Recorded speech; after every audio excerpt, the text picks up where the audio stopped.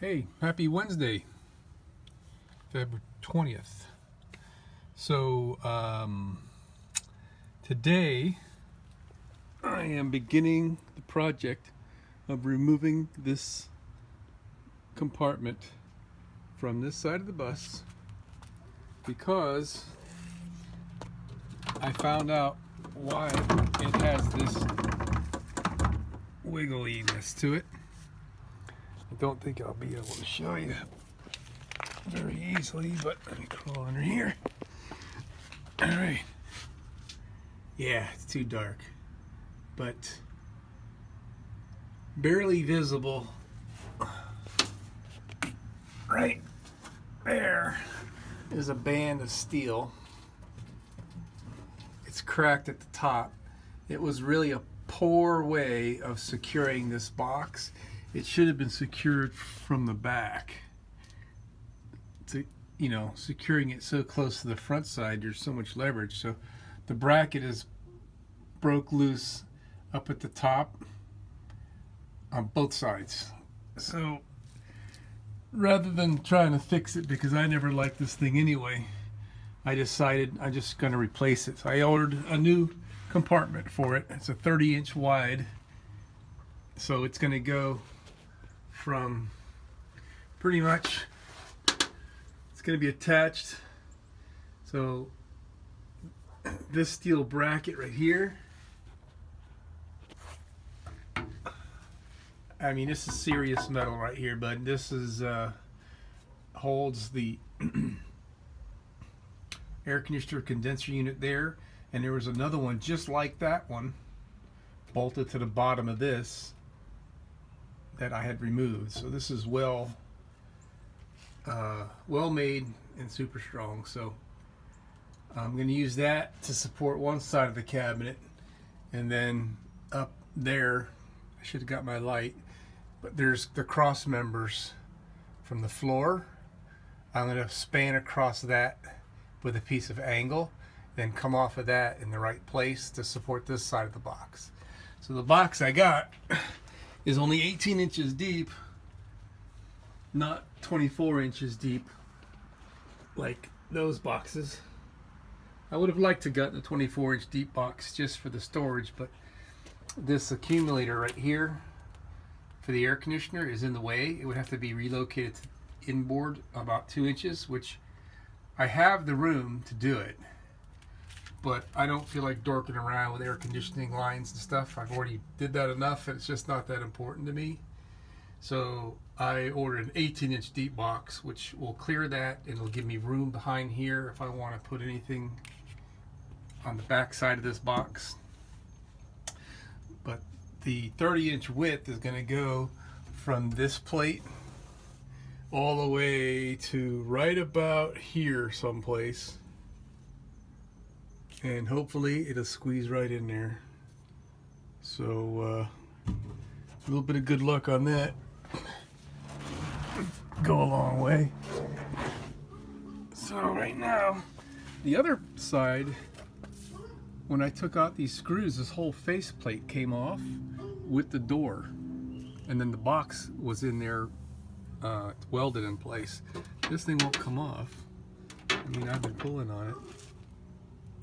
So I decided to give that a break, and now I'm gonna remove all these circuits out of here. So this lower panel is not used. Well, it's sort of not used. It's still functional, but it's not hooked up to anything because I removed the air conditioner out of the rear of the bus. But I was keeping this, I don't know if I mentioned this on a prior video, but I'm keeping this just in case I want to take advantage of these circuits and use them for other things, like maybe a dash cam and a backup camera, or who knows what else I can think of, things that I want to have operable when the bus is running, so the alternator will keep the battery up. So there's a lot of plugs here, and some of them are the same.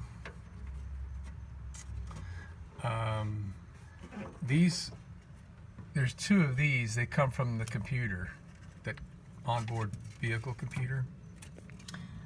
One of these is for the lower panel, and one of them goes to the upper panel.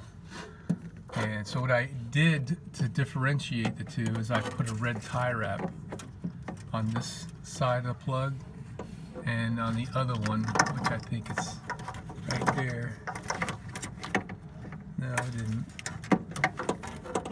Where'd it go? Yeah, there it is, right there. Right there. Put a red tie wrap on that, so there's no mistaking where this plug goes. Okay? And then the other plug has no tie wrap. It'll go in the other one. And this upper panel, for some reason, it's got these two extra little guys. So I put a little black tie wrap on the ones that are a pair, which is that little guy and that little guy right there. I don't guess, oh, their gender is swapped. So I didn't have to worry about plugging those into the wrong place. This is the male and plugs into the female down there. So that's okay. Now these guys here, I really don't have to worry about that because I've only got one set of wires going to the air conditioner, the remaining air conditioner that I have. So I know that the working panel has got to go there. I guess I'll put a tie wrap on this one here, just right here, so I know. Then I can unplug those. I have to disconnect the grounds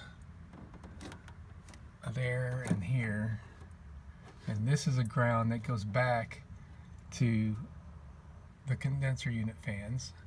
I don't know why it has to have a ground come all the way back in here when the chassis ground is just as good, but that's the way it was made. I'll probably redo that. And then I got to go on the other side of this big wire here,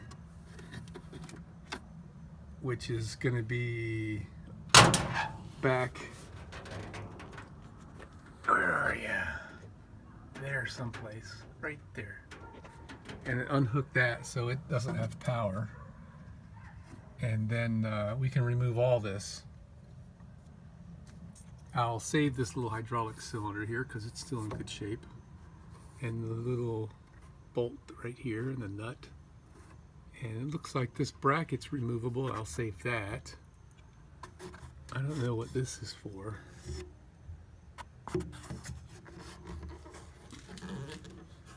It looks like, I have no idea what in the heck that's for. Like maybe they were going to put a light on it or something. And yeah, so we got another little bolt down here. So once I get all the crud out, then I can get a little bit more aggressive on removing this thing.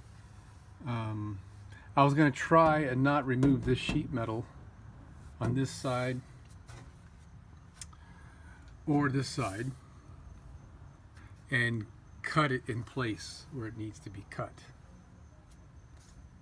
But you know, these kind of things, you go and you figure it out as you go along, right?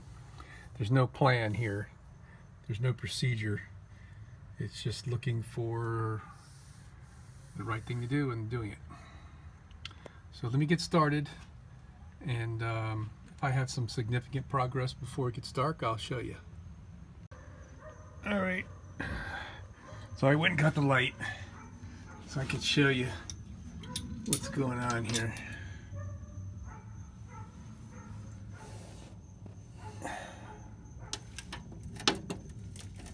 It's broken.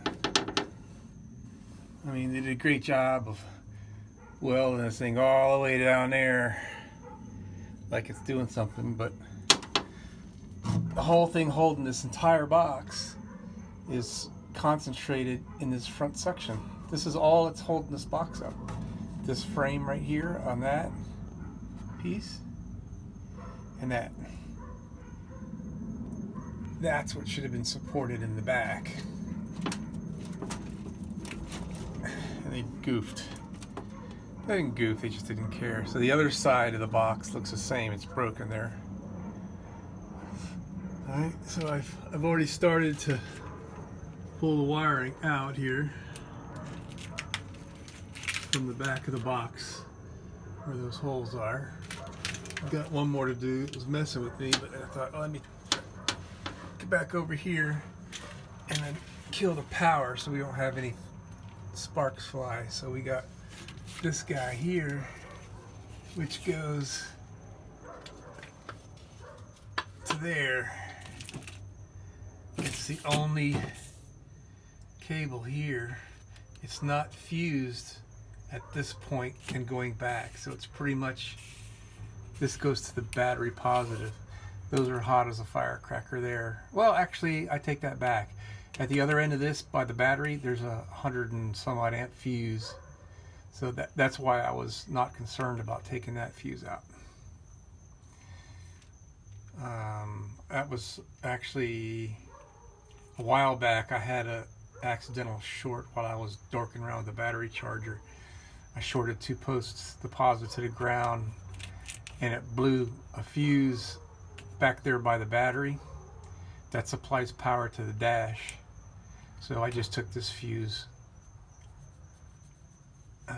Since it's the redundancy, it's not needed. There's a fuse here, there's a fuse inside this box in series with the same wire, and then there's also a fuse at the battery positive. It's just ridiculous what these guys did. So anyway, I'm going to take that guy loose right there, and then I'm going to put the nut back on so this doesn't come loose, and we don't want this to go to ground anywhere. Okay, so thought I would take a break and share with you this screwdriver that I have.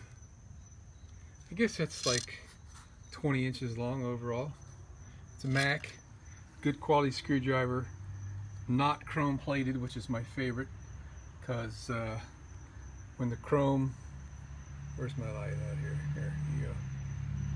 If the chrome were to chip, then the tip doesn't work as well. I've had this screwdriver for, gosh, close to 40 years.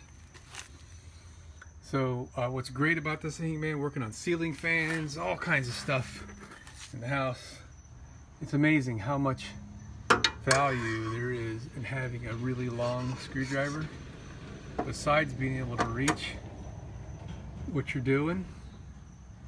A little bit of movement in your hand as you're turning has very little change on the angle of the screwdriver, so it maintains a good bite on the screw, which is all important. So can't stress that enough, man. A really long screwdriver, great to have.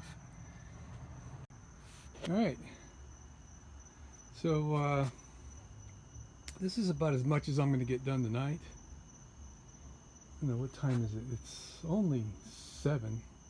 Jesus, it's so dark out here. I got my 2 work lights. There's my little battery guy. There's my flashlight I made. I've got that in another video, how I made that thing. So I ended up taking the metal off of both sides because I realized I really can't see, and I won't be able to work. I have some serious cutting I have to do underneath there. So, and it's a big job. There's a lot of heavy grinding and cutting and stuff I got to do. Not exactly sure how I'm going to get it done on this one, but because we got, this air conditioning unit is causing me to have a restricted area to work on that side. Over here we got this steel plate which does absolutely nothing, so I want to remove that because it's going to be in the way of my new compartment. Yeah, so I laid the cardboard down here so in case I drop this piece of metal it would hit something soft rather than the concrete and not chip the paint off the bottom, but I didn't have any accidents with it. Murphy's Law. The front bezel, or whatever you want to call it, that thing wouldn't come off because the screws in those hinges were going up through it on the top edge right there, and that was screwed up into this heavy piece of 1-inch square pipe that's in there, square tube. So yeah, we're in for an interesting ride here to get this thing out. But we're close to my oxygen acetylene torch, so what I could do is flame out a whole bunch of this stuff and get the box out of the way, and then I'll be able to get up in there and clean it up. Gotta be careful I don't hit my AC condenser. Alright, so yeah, that's inspirational. There's my 2 circuit boards. I thought they were identical, but they're not. I don't think they are anyway, because one's got those extra 2 cables right there, which I think are inputs. I mean, they look identical, but maybe that's stuff that I stripped off of this one when it wasn't needed, because I do see that there's some wires that are cut off right there. That might be part of it. But yeah. It's a little depressing to see the skin off the bus again, because it was moving along, but this ought to go pretty quick.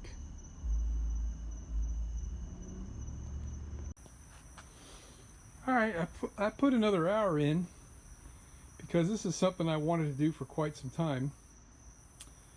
There's the batteries, and I've always been a little insecure about the batteries not having any kind of security where they could easily get stolen. I mean, the door is just thin sheet metal, and if I put a lock on it, someone could easily just bend the heck out of that door. So I'd rather not put a lock on the door. If someone wanted to try to steal my batteries, I'd rather they just open the door, and I would want the security in here. So it's not perfect, but what I did is I removed this spring pin, which is what allows this tray to come out. There was one on this side as well. So what I did is I'm borrowing this pin from my trailer hitch. This is the 5/8 diameter, whoopsie, sorry. This is the 5/8 diameter hitch pin, I guess you'd call it. And it's got a padlock that I use for my trailer hitch. So let me show you what the back side looks like, if you can't imagine, I guess. So there it is. So you're saying, well, can't they just take the batteries out from that spot? And the answer is maybe. The battery's pretty tall, right? I mean, you could lay the battery on its side, but the main thing is it would be an utter pain in the ass to get in there and unhook all that stuff. Those big long bolts on the side right there that have self-locking nuts on the top, which are a pain in the ass. There's one on that side too. And then to unhook the battery cables up all in there, it'll just make that a real big pain in the ass. And for the most part, that's all I'm shooting for now. If it's just such a pain in the ass to get out, at least they're going to have to earn it, right? So I'm going to buy myself another bolt like that. I was actually thinking about putting 2 on there, but realized, one's good enough. That was actually quite a bit of work, drilling out that hole to 5/8 diameter, and then the hole that's right there wasn't round, so instead of drilling that out, I had to grind out to make that thing round. So it was a bit of a pain in the butt, and putting 2 on there is not going to make this thing any more secure than 1. So actually I think this is even better, because I can, if I'm doing maintenance on it or whatever, take the lock out, take that pin out, and I still have this latch mechanism that'll keep the battery tray from sliding out on us if I had to go for a ride or whatever. So that's a nice victory for the evening.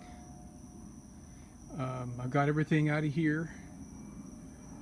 All the wiring is kind of tucked away back there, so I can drive this vehicle around the yard if I need to. And I'm mostly cleaned up, so I'm going to finish doing the cleanup here with just a couple more things. Get all the metal shavings off me, and I'm calling it a night.